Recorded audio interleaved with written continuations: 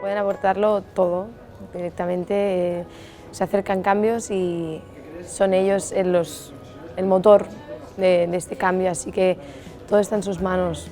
El futuro es de las nuevas generaciones.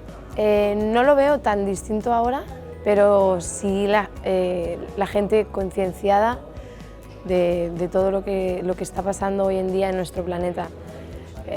Simplemente el hecho de concienciar de la gente a que consuma producto local, a que haya un concepto de sostenibilidad, de reciclaje mucho más grande del que hay ahora. Pero en cuanto a alimentación, sí que hay unas variantes actuales, reducir consumos de carne y pescado, pero no lo veo tan distinto a lo que consumimos hoy en día. Compromiso con la tierra, compromiso con la gente, con las personas, compromiso.